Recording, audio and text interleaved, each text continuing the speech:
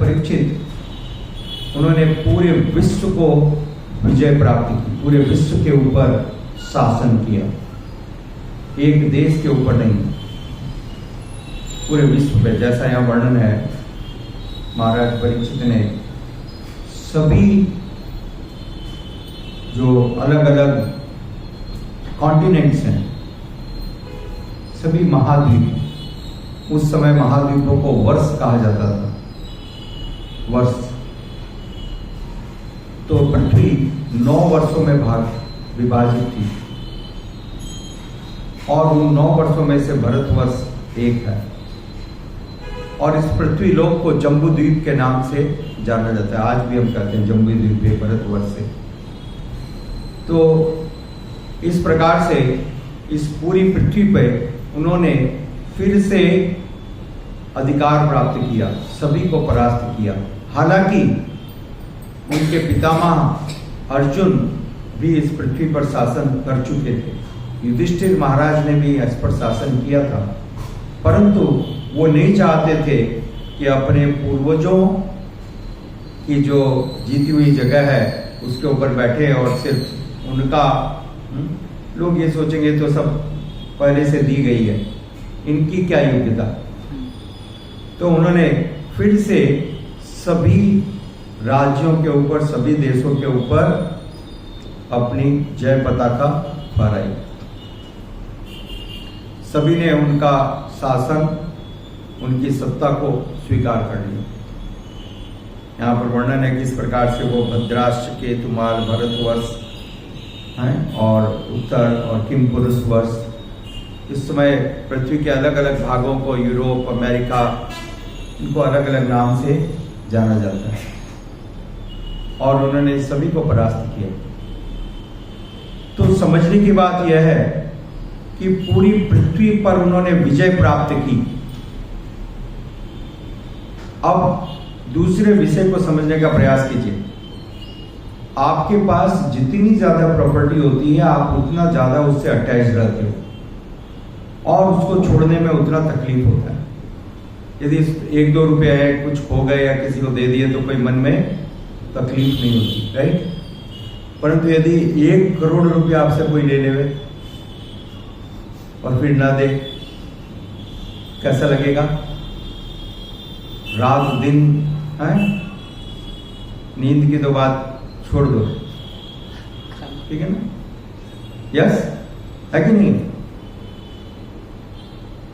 तो बात 1 करोड़ की नहीं है, बात है पूरी पृथ्वी, संपूर्ण पृथ्वी उनका राज्य है। इसको छोड़ना किसके लिए संभव हो सकता है? कोई भी व्यक्ति क्या उसको स्वेच्छा से, अपनी इच्छा से, खुशी के साथ छोड़ सकता है क्या? और यदि छोड़ना पड़ जाए तो सिर्फ उसी की याद में बाकी जीवन समाप्त हो जाएगा। अब जी के क्या करेंगे, है? या सुनो। परंतु देखिए परीक्षित महाराज कितने विशेष भक्त हैं, कितने महान भक्त हैं। जनेत्यासु वैराग्यम, वही बात है? पूरी तरह से वैराग्य है, क्योंकि भगवान के श्री चरणों में अनुराग है। यह सच्चा वैराग्य है। जिसको भगवान के चरणों में अनुराग होता है उसको संसार से वास्तविक वैराग्य होता है।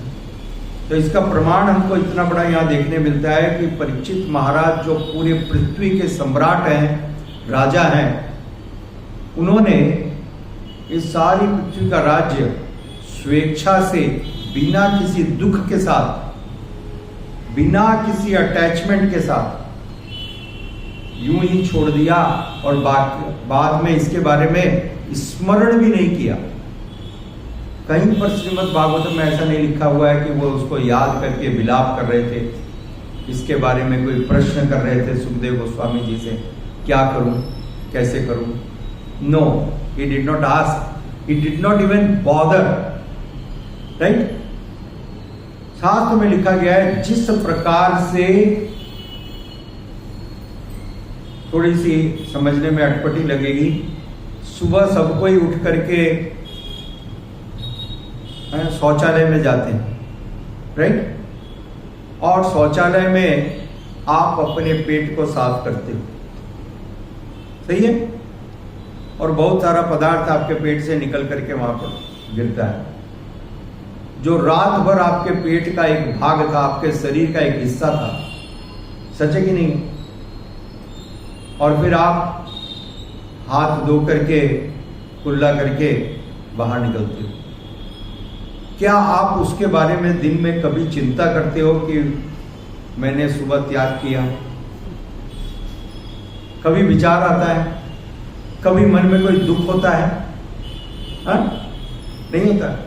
आप खुश होते हो जितना ज्यादा त्याग हुआ, अच्छा है, पेट साफ हो गया। करेक्ट? ठीक उसी प्रकार से परीक्षित महाराज ने इस संसार के सारी संपत्ति को, वैभव को त्याग दिया, बिना किसी आकर्षण के, बिना किसी लगाव के। He was not attached at all, completely detached। और उनका ये डिटैचमेंट कैसे आया? With the full attachment to Lord Sri Krishna। क्योंकि वे भगवान से इतने आसक्त थे, संसार की कोई आसक्ति उनके अंदर थी नहीं। इस कारण से पूरे संसार को उन्होंने मलवत छोड़ दिया। कैसे? मलवत। जैसे आप अपने मल को त्याग करने के बाद कोई अटैचमेंट नहीं रखते हो।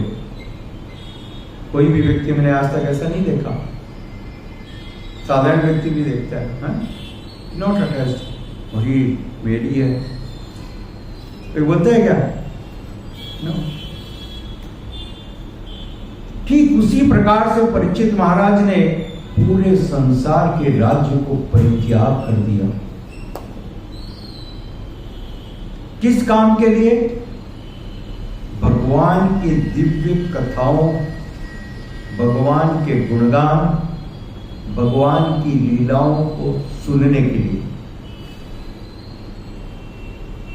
This is so important, this is so great, so auspicious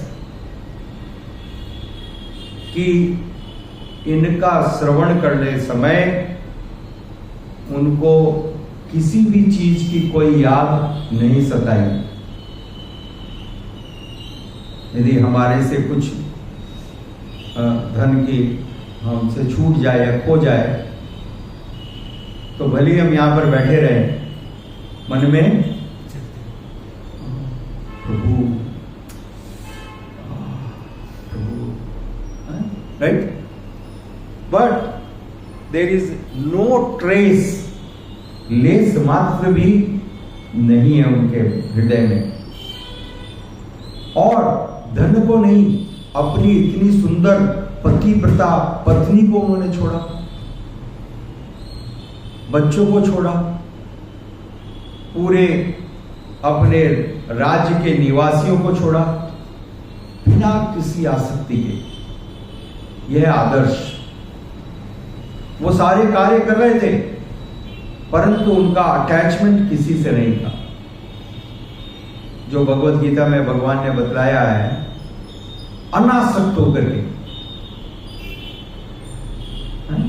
राज्य कार्य भी देख रहे हैं, राजा का कार्य भी देख रहे हैं, पत्नी को भी स्नेह करते हैं, पुत्र को भी प्रेम करते हैं और सारे राज्य का संचालन कर रहे हैं, व्यवस्था को कायम रखते हैं, परंतु आसक्ति सिर्फ भगवान के चरणों में है। आसक्ति सिर्फ भगवान के चरणों में। This is great. हम सबको इससे प्रेरणा और सीख लेने की आवश्यकता है। यह वास्तविक सर्वोत्कृष्ट उदाहरण है। This is the real great example, right, of perfect detachment. He is completely detached from the material world and he is fully attached to the Supreme Personality of God. भगवान की कथाओं में, भगवान की सेवा में भगवान की लीलाओं में उनको इतनी आसक्ति है, इतना प्रेम है कि तन्मय होकर के सुन रहे हैं, बिना किसी राज्य की याद किए हुए, बिना अपने परिवार, अपने पुत्र, देह गेह कलत्रादि चिंता विरत। हमारे मन में हमेशा ये चिंताएं रहती है, घर के बारे में, परिवार के बारे में, पत्नी के बारे में, बच्चों के बारे में, संपत्ति के बारे में, परंतु उनके मन में ऐसा कोई विषय नहीं है। वो पूरी तरह से भगवान के दिव्य कथाओं में निमग्न होकर के श्रवण कर रहे हैं सुखदेव गोस्वामी जी से, और उनसे बहुत ही रेलेवेंट, बहुत ही उपयुक्त प्रश्न करते हैं समय समय पर। ऐसा नहीं कि ठीक है भाई अब हो जाने दो कथा। He is fully engrossed, involved in that, absorbed in that. This is how we should learn and take the proper inspiration from Shri Parikshit महाराज। उनसे हमको प्रेरणा लेनी चाहिए, प्रार्थना करनी चाहिए उनके आशीर्वाद का, कि हमारे अंदर भी ये गुण थोड़ी मात्रा में प्रकट हो, थोड़ी मात्रा में भी प्रकट हो तो भी हमारा जीवन सफल हो जाएगा। हरे कृष्णा। श्रील प्रभुपाद की जय। गौर प्रेमानंदे।